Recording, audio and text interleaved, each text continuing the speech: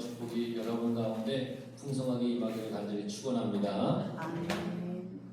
이스라엘 백성들이 여리고를 눈앞에 두고 있어요. 여리고 성. 그래서 저 성을 점령하면 되는데 기세가 등등한데 하나님께서 너희들은 할례를 해내라 이렇게 말씀하셨어요. 전쟁을 앞두고 할례를 행하는 것은 아주 치명적인 그런 행동이 아닐 수 없잖아요. 전쟁의 경험이 많았던 여호수아 뻔히 알죠. 그리고 할례를 해놨다가는 어떤 위험에 처하게 될지를 뻔히 알고 있어요. 하지만 이 여호수아는 하나님의 명령을 따라서 모든 남자에게 할례를 행할 것을 명령을 했습니다. 그러니까 이렇게 한 것은 하나님을 전적으로 여호수아가 믿었고 그리고 말씀에 온전히 순종하기 위해서 그렇게 하라고 한 것입니다. 할례를 하도록 한 하나님의 그 뜻은 뭐냐? 너희가 나를 전적으로 믿느냐? 라고 하는 하나님의 질문인 겁니다. 너희들 나 진짜 믿냐? 그럼 할례를 행하여라. 이거예요. 그래서 이 하나님의 이 물음을 깨달은 여호수아가 즉시로 하나님의 그 명령을 백성들이 다 행하도록 했다라는 것입니다. 그 할례를 행하여서 순종한 그 여호수아에게 하나님의 군대 장관이 대장이 이렇게 나타났어요. 할례를 행하였지요. 육체적인 행동을 할 수 없어요. 근데 그들에게 하나님께서 전쟁에서 대장이 되어 주실 거니까 걱정하지 마라. 위로와 용기를 주신 겁니다. 너희들 할례를 행하여서 지금 두렵지. 그러나 걱정하지 마. 하나님이 내가 너희의 대장이 되어서 전쟁을 치르게 할 거니까 걱정하지 마라 하신 거죠. 가나안을 정복하기 위한 첫 번째 관문부터 이스라엘은 하나님을 의지해야만 한다라는 것을 할례를 통하여서 알게 되었고 다짐하고 몸과 마음에 그 모든 것을 인식하게 된 겁니다. 하나님을 의지해야 되는구나. 이거밖에 없겠구나.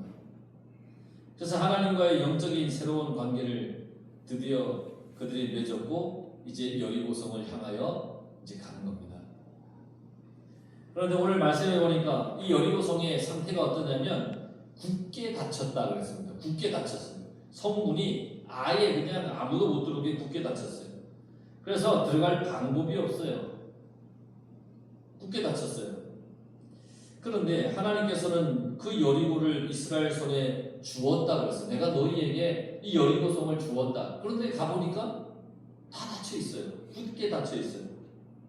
그런데 하나님께서 굳게 닫혀 있는 여리고성을 주시겠다고 했던 방법을 이렇게 설명을 해주시는 말씀을 해주시는데 이 성을 매일 한 바퀴 돌리는 거예요.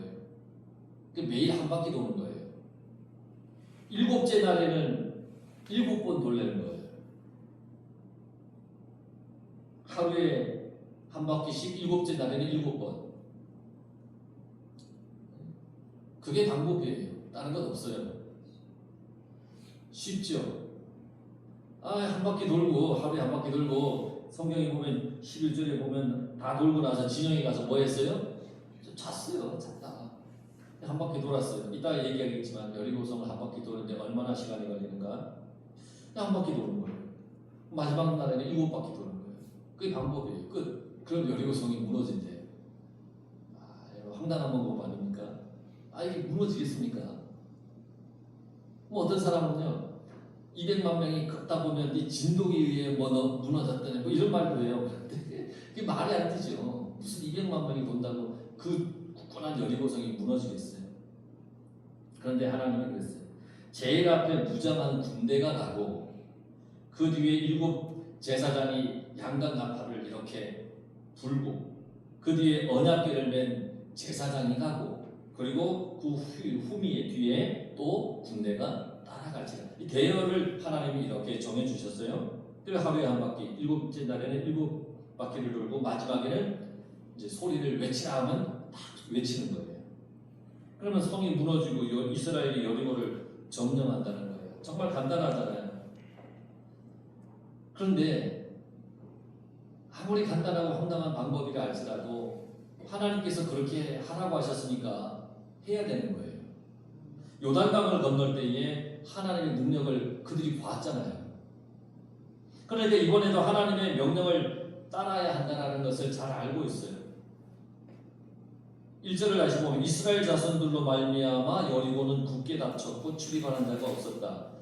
이 이스라엘 백성들의 소문을 듣고 여리고가 겁을 먹은 거예요. 그래서 아주 방어 태세를 아주 철저하게 한 거예요. 절대 못 들어오게. 굳게 닫혔고 그랬잖아요.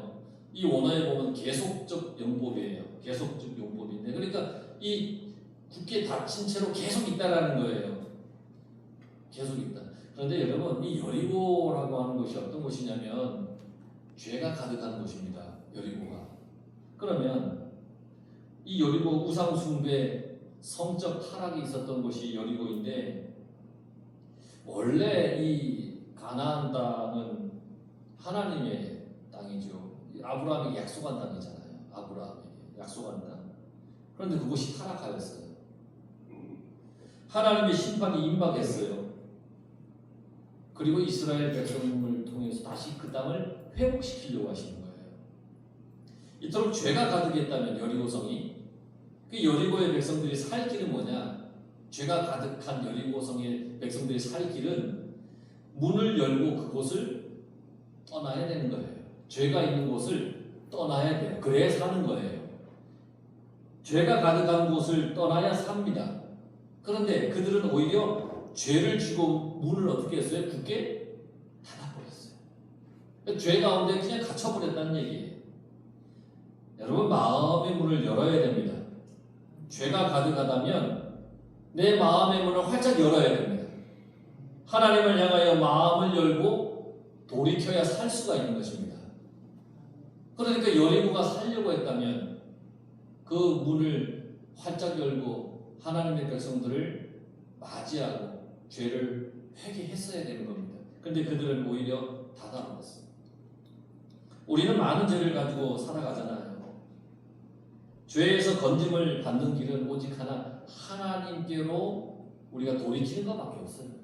하나님께로 가는 것, 세상을 향한 나의 마음을 하나님으로 돌이키는 것, 이것밖에는 방법이 없어요.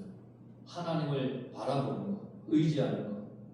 잠그고 닫으면 결코 죄에 대한 회복이 있을 수 없어요. 그래서 회개하는 것은 내 마음을 열고 하나님 앞에 이것을 다 끄집어내는 거예요. 그래야 사는 겁니다. 죄를 짓고 이것을 꽁꽁 싸매고 있으면 안 돼요. 물론 내 죄를 마음을 열고 내 죄를 하나님 앞에 내려놓고 회개하려면 때로는 힘들겠지요. 부끄럽겠지요. 하지만 그래도 내 마음을 열어서 회개해야 합니다. 그래야 사는 겁니다. 죄를 꽁꽁 숨겨서 죽음의 길로 갈지 마음을 열고 부끄럽지만 힘들지만 이것을 하나님 앞에 내놓을 것인지, 여러분, 그 기로 속에 있다면 모든 것을 다 하나님 앞에 내려놓고 회개의 길을 선택하시기 바랍니다. 또 출입하는 자가 없다 그랬잖아요. 출입하는 자가 없어요. 이제 무섭고 떨고 있기 때문에 출입할 수 없어요. 무서워요. 죄가 많을수록 무서운 거예요. 죄가 많은데 당당할 수가 없잖아요. 이러한 여리고성을 하나님께서 이스라엘에게 넘겨주셨어요. 2절에 여호와께서 여호수아에게 이르시되 보라, 내가 여리고와 그 왕과 용사들을 내 손에 넘겨주었으니, 이제 넘겨주었다는 거예요. 주신 것을 받기 위해서는 뭘 해야 되느냐? 순종해야 됩니다. 하나님께서 야, 이건 내가 너희에게 줬어. 줄 거야. 그걸 받아. 그러면 우리가 해야 할 일은 순종하는 겁니다. 내가 힘이 있거나 능력이 있어서 여리고를 차지하는 것이 아닙니다.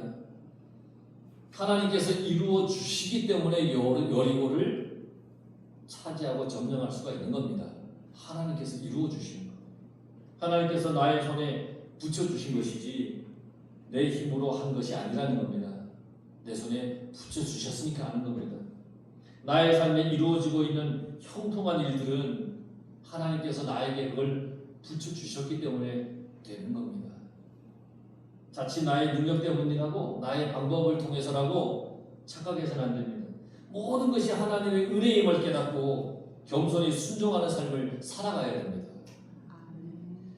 자, 3절에 너희 모든 군사는 그 성을 둘러 성 주위를 매일 한 번씩 돌되 엿새 동안 그리 해라. 여리고 성의 크기가 대략 8에서 9에이크, 우리가 이해하기 쉽게 약 10,000평 정도 됩니다. 10,000평 크기가 10,000평이면 어때요? 어느 정도일까요? 우리 교회의 땅이 300평입니다. 그러면 한 100배 되나요? 10배, 100배 조금 더 되려나? 10배면 3,000평. 아닌데 100배까지는 아닌데 이 우리가 300평인데 이거보다 훨씬 더 크잖아요. 10,000평. 이 10,000평을 이렇게 돌면 30분이면 돈대요. 30분 이렇게 한 바퀴. 하루에 다 돌고 싶지만 6번 다 돌고 싶지만 하루에 한 바퀴만 돌라 그랬어요. 하루에 6번 다 돌고 5일은 쉴 수도 있잖아요. 30분이면 노니까.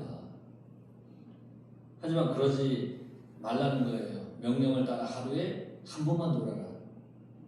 그래서 백성들이 순종했어요. 내가 편한 대로 행동하면 쉽게 할 수 있어요.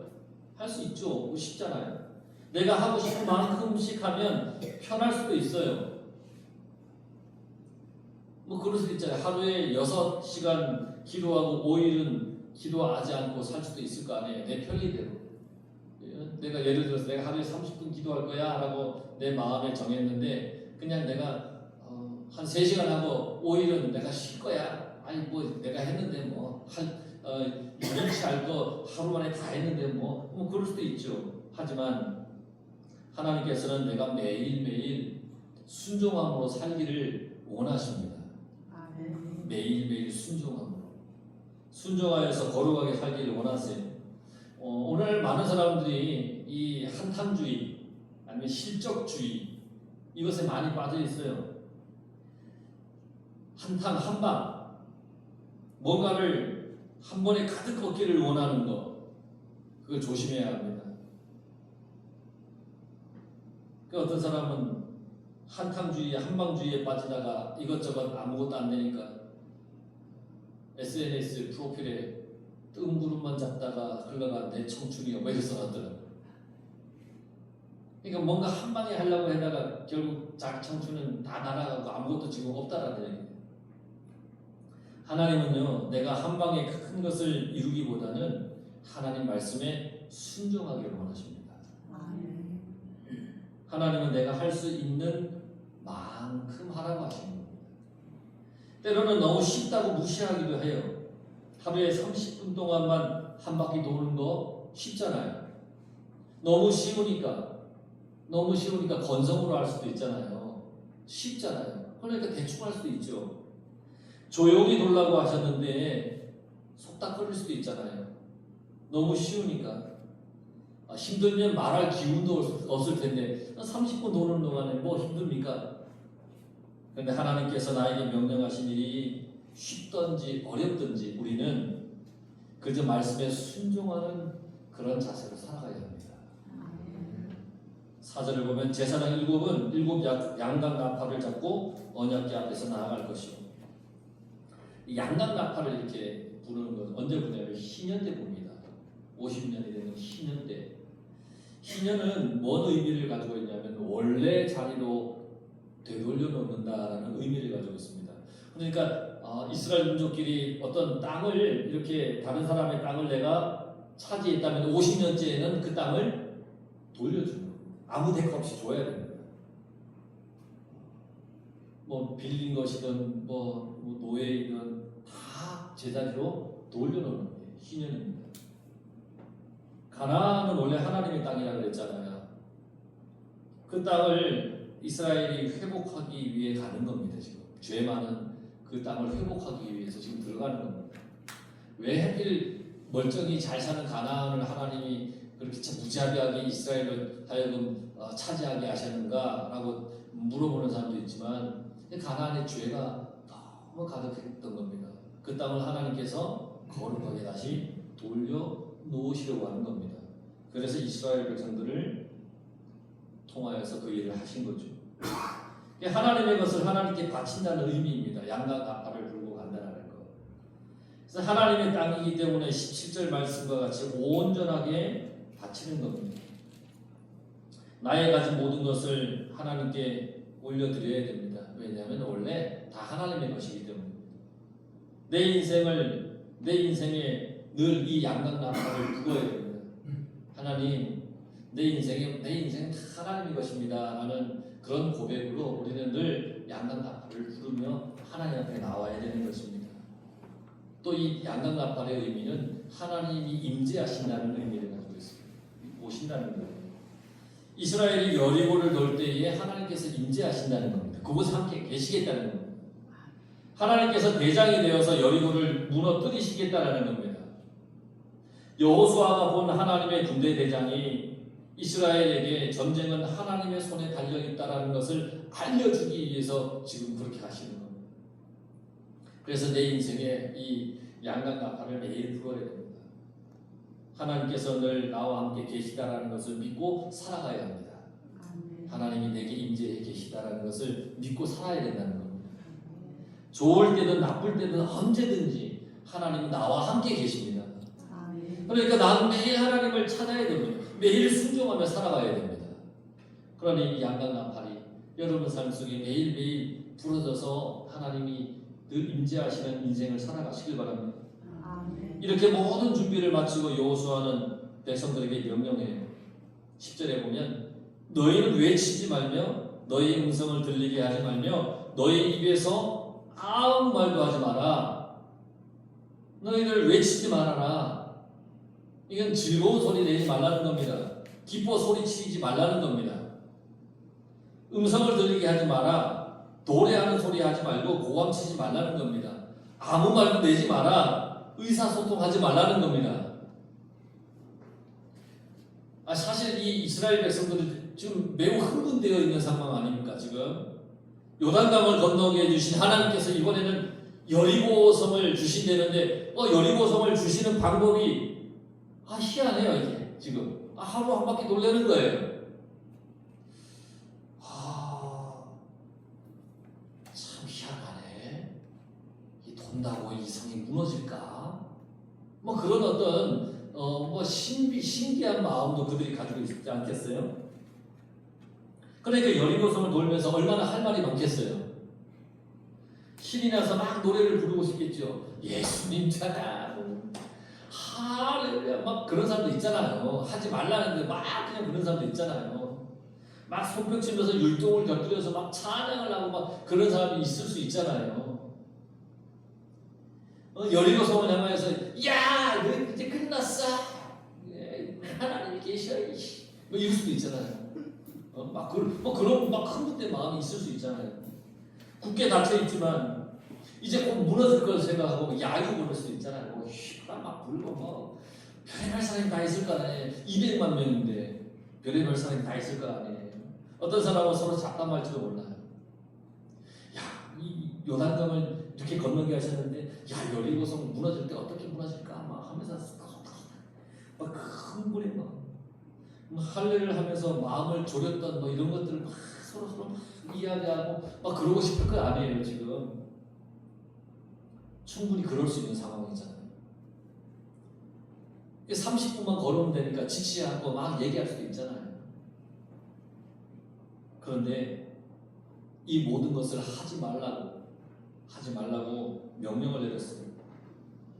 여리고를 돌면서 소리를 낼 수 있는 때가 있는데 그때가 언제냐면 여호수아가 외쳐라 하는 그 명령이 있을 때만 소리를 내야 되는 거예요. 그 전에는 아무 소리를 내면 안 되는 거예요. 외치라 하는 날. 그러니까 나의 기분과 감정에 따라 마음대로 하고 싶지만 외치라고 하는 그날에만 해야 되는 거예요. 그날에만. 이게 하나님의 명령이에요. 여리고를 점령하기 위해 여리고성을 돌 때에는 침묵해야 돼요. 자기의 말을 하면 안 돼요. 침묵해 있어야 돼요.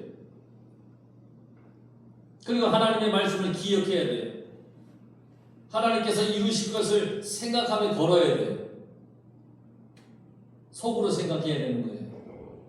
하나님께서. 그리고 하나님의 말씀을 기억해야 되는 거예요. 아, 소리 내지 말라고 그랬지? 이걸 기억해야 되는 거예요. 순종하며 돌아야 돼요. 이들 중에는 입이 근질근질한 사람이 있을 수 있잖아요. 그런데 침묵해요. 그래야 하나님께서 이끄시는 대로 갈 수 있는 거예요. 나는 죽어야 돼요. 하나님께서 하시도록 나는 잠잠해야 된다는 거예요. 교회에서 나의 목소리를 내고 싶기도 하죠. 내가 생각한 대로, 내가 생각할 때 합리적인 것, 효율적인 것 구분이 되죠. 내가 원하는 대로 방향을 잡으면 그렇게 생각하는 때가 있죠. 하지만 하나님께서 나에게 말씀하시는 거예요. 외치지 마라. 음성이 들리게 하지 마라. 입에서 아무 말도 내지 마라. 하나님의 말씀은 어떤지를 물어봐야 되는 거죠. 하나님 원하시는 뜻이 무엇이죠? 나를 앞세우지 말고 하나님의 말씀대로 해야 된다는 거예요. 그걸 말씀해 주시는 거예요. 여리고의 백성들이 볼 때에 이스라엘이 여리고를 돌며 만약에 착담을 하잖아요. 그러면 두렵지 않은 거예요. 200만 명이 돌면서 시끄러운 소리를 내면 그게 무섭지는 않을 거예요. 그런데 한번 생각해 보세요. 200만 명이 200명이 아니라 200만 명이 그 성을 돌 때 어느 누구도 한마디도 안 하고 하나님이 말씀하신 양각 나팔 소리만 쭉 나면서 이렇게 돈다고 생각해 보세요. 그 모습을 보면 여리고 사람들은 무척 두려울 거예요. 아니 어떻게 200만 명 중에 단 한 사람도 말을 하지 않을 수 있을까? 모두가 만약에 한마디씩 하면 질서는 깨질 거예요. 하나님의 말씀대로 순종하면 하나님의 위대한 일을 보게 될 거예요. 여호수아는 그걸 알기 때문에 철저하게 지킬 것을 명령했던 거예요. 이스라엘이 가나안을 정복할 수 있는 가장 큰 무기는 뭐였냐? 하나님께 순종하는 거였다는 거예요. 내 인생의 가장 큰 무기는 하나님의 말씀에 순종하는 거예요. 순종이 제사보다 낫다라고 하는 그 말씀의 깊은 뜻을 우리는 기억해야 되는 거예요. 어떤 인생을 살지는 내가 선택하는 거예요. 가장 좋은 선택은 하나님 말씀에 순종하는 것을 선택하는 거예요. 내 앞에 굳게 닫힌 여리고와 그런 같은 문제들이 내 앞에 있습니까? 그 두려운 문제가 있다는 것은 내게 두려울 일이 아니에요. 하나님께 순종하라고 하는 하나님의 뜻이에요. 하나님께 순종하면, 말씀에 순종하면 그 여리고는 무너진다는 겁니다. 많은 말이 오히려 더 큰 수렁에 빠지게 합니다. 침묵하다가 외치라고 하는 그날 하나님께서 바라시고 원하시는 그 말을 하면 되는 겁니다. 침묵하고 있다가 하나님께서 이제는 외쳐라 할 때 그때 외치면 되는 겁니다. 순종하여서 하나님의 위대한 역사에 참여하는 여러분 되시길 바랍니다. 아멘. 그래서 하나님의 거룩한 은혜가 여러분 속에 날마다 임하기를 간절히 축원합니다. 기도하겠습니다.